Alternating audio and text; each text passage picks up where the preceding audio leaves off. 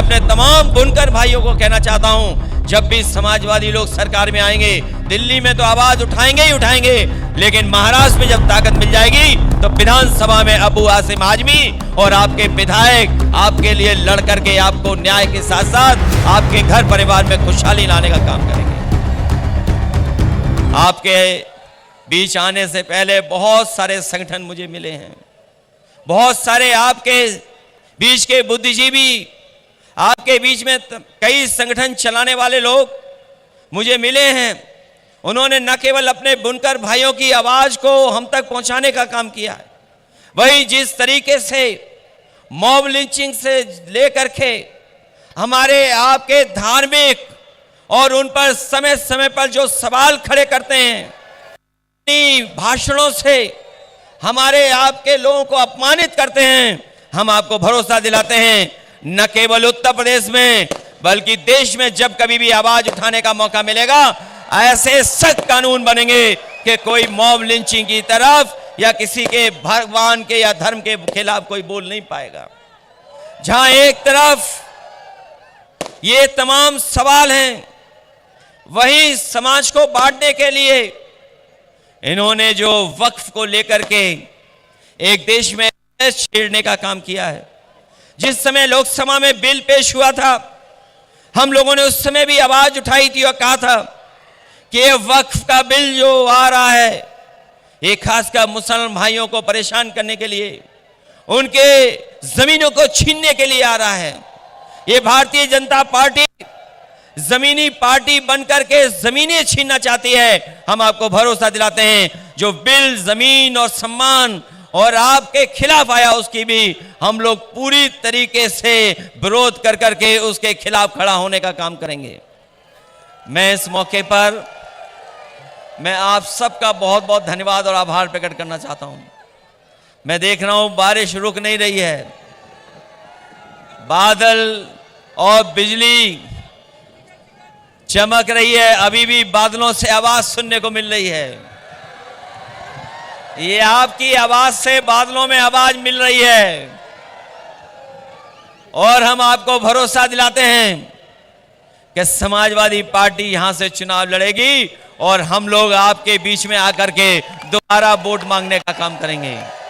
आज तो केवल बारिश आई है, लेकिन मैं जानता हूं जब वोट पड़ेगा तो मालेगांव के लोग, हमारे अपने लोग, एक एक वोट की बारिश कर करके समाजवादी पार्टी को जिताने का काम करेंगे। ये बारिश हमें भरोसा दिला रही है कि जब वोट पड़े तो बारिश की तरह वोट पड़ेगा। जैसे बूंद गिरी है वैसे ही वोट भी भारतीय जनता पार्टी के खिलाफ पड़ेगा। मैं इन्हीं शब्दों के साथ, जो बारिश में खड़े हैं लोग, मैं इतनी कार्यक्रम को सफल बनाने का काम किया, जहां हमारी सब व्यवस्था खराब हो गई, उसके बाद भी आप लोग मौजूद हैं। मैं आप सबका बहुत बहुत धन्यवाद देता हूं। साथ ही हम अपनी पार्टी के प्रत्याशी शाहीन हिंद जी का धन्यवाद देता हूं।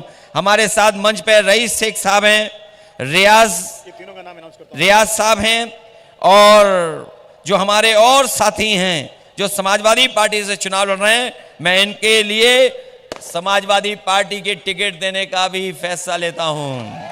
अबू आसिम आजमी ने जो सिफारिश की है हमारे रईस शेख साहब की, उनके साथ ये हमारे दूसरे साथी हैं रियाज आजमी जी, भिवंडी वेस्ट के हैं। हमारे रईस शेख तो पहले से ही विधायक हैं भिवंडी ईस्ट के, और शाहीन हिंद जो आपके बीच के हैं, इनके लिए हम लोग समाजवादी पार्टी के पक्ष में वोट मांगते हैं। मैं इन्हीं शब्दों के साथ आए हुए सभी साथियों का बहुत बहुत धन्यवाद देता हूं, आभार प्रकट करता हूं। जैसा उत्तर प्रदेश ने कमाल किया है, सबने मिलकर के बीजेपी का मुकाबला किया, और ऐसी हार कभी बीजेपी ने सोची नहीं थी जो उत्तर प्रदेश की जनता ने उन्हें हराने का काम किया है।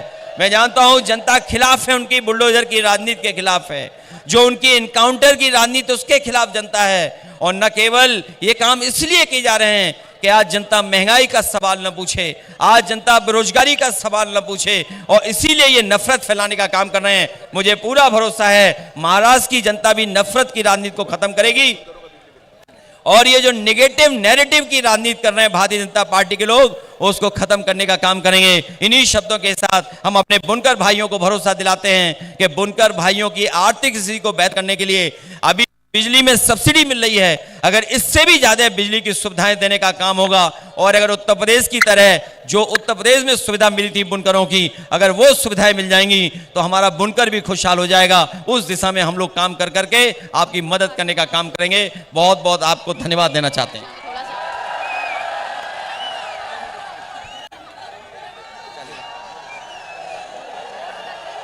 क्या हाल बा? ठीक बा? अरे अपने लोग हैं, सब समझते हैं।